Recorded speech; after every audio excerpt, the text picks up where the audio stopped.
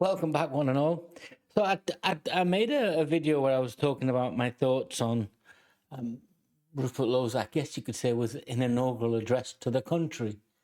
And there was a section in it which later on I was like, hang on, it just kept coming back into my mind. It just kept coming back and back.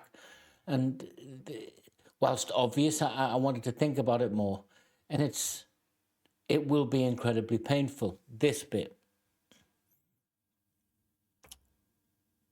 Because there are no easy fixes.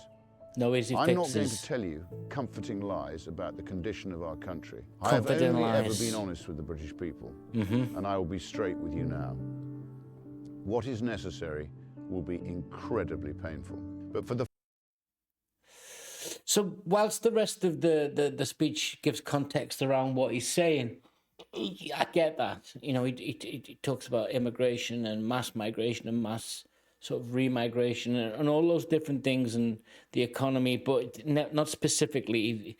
He has, it's a thematic speech and quite dramatic, to be fair. But it's what will be necessary, what is necessary will be incredibly painful.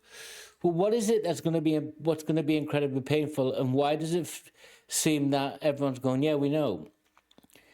Because the human condition, whether we deny it or not, is literally painful. It is. You know, I'm not going to patronize you guys, but you're going to lose things. You're going to lose people. You're going to be ill. You're going to see people ill. You're going to struggle financially. You're going to gain financially. There's going to be days where you wish you weren't around, and I don't mean that in that sense. There's going to be days where it's just so hard that you think, well and let's stay within the confines of Great Britain, a country that basically fostered the Industrial Revolution and 2 world wars and all those different things and lots of different things that for the last 1,000 years it's in our DNA. And I'll speak uniquely about myself and my perspective. So yeah, when he says it will be incredibly painful, I'm like, yeah, okay, I get it. I'm used to it. I understand what pain is. And I know you guys, a lot of you guys, if you're my age and younger, I'm not saying that young people can't feel pain of the pain of existence. Of course they do. It's just whether or not you can live through it another 40 years and look back at it and go, well, that's what I did with it. And now this isn't a Jocko Willink, who I admire gratefully, or a Dr. Jordan Peterson, who I admire, or a Chris Williamson, or a trigonometry take on this. This is just me sat here. What will be painful?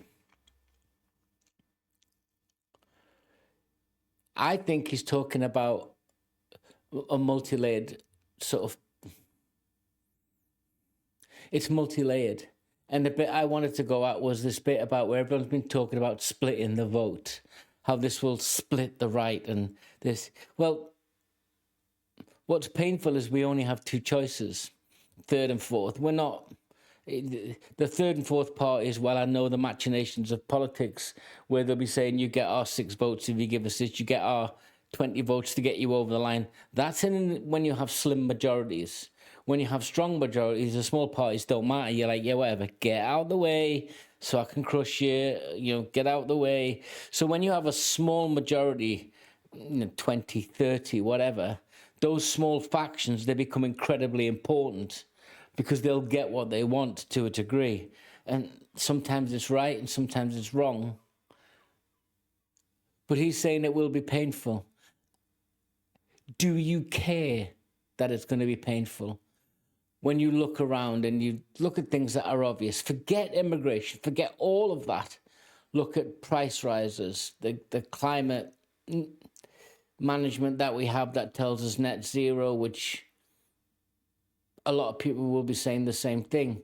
Yes, we need to do something that manages pollution and climate management, but this net zero by 20 whatever makes no sense. And we've got the most expensive prices in the first world for our things that we need, utilities. Then it starts to, and then it dawns on me that if it's going to be painful to fix all of that, because it can't just be about migration. It cannot. If his party is just about migration, then I would never, ever consider voting for it, because that's just one layer of 50 that need to be addressed.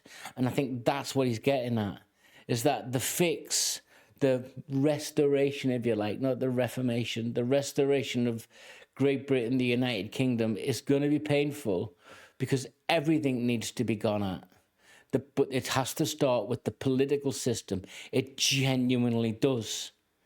If you don't attack the political system as it is, this uni-party system we have in England, which we've always had if the country votes for it, it's always been Conservative and Labour, always. From my American friends, that's blue and red, to some degree, and foundationally. So, and I've joked before, in my hometown, you could literally put up a puppet in the likeness of the candidate or a new candidate and say it's this. And no disrespect to the people in my home area, it's just been ingrained in for 100 years. It's Labour. It's never been nothing but a Labour majority. The councils have changed, but I digress. So will it be painful? Yes. Because he's telling you that. Do we care it's going to be painful? Or do we expect it's going to be painful and we want to embrace it? That's the point. Do we want to embrace his perspective that it's going to be painful in order for us to get back to what he says Britain should be? Whether you agree with that or not, that's up to you. I suspect that is 70,000 in the first week. It will be a lot more come 2027. Could they win the general election? I don't know. I don't know what he's going to do over the next 2 years. I don't know what his policies are going to look like. I don't know what his manifesto is going to look like. But he's telling you whatever it is he gives you, it's going to be painful. He's already forewarned us. It's like toothache, right? When you have toothache, it's like, oh, it's horrific. And you literally, that when you get an earache, to make that pain go away, you know people would go through anything. You know people need the stories of punching themselves in the face, trying to pull teeth out with pliers to get rid of that pain. Because the pain you inflict to make that pain go away is not comparable. This is it. He's letting you know that it's going to be tooth removal without medication.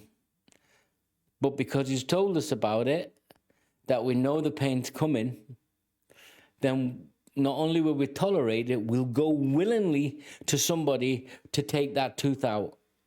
And if they said they had no anesthetic, but that 5 minutes of pain, because I'm going to pull this tooth out, will be gone in 4 hours. And your 3 days of excruciating agony you've just gone through will become a distant memory. Would you do it? I know I have. I remember I went to a dentist 30 years ago, and he said, no, you have to come back. And I told the receptionist, I said, that's fine. What I'm going to do is I'm going to go home and I'm going to take a hammer and I'm going to smash it out. And she went, sit down. And I got into the dentist and they took the tooth out. I had to pay. And we're going to have to pay, is what he's telling us.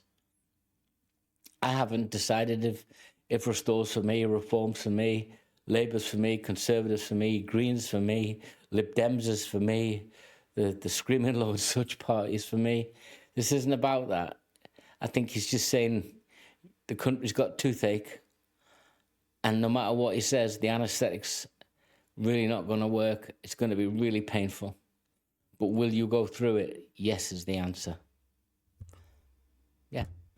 Just thoughts. You got to let me know, guys. Let me know what you think. See you later.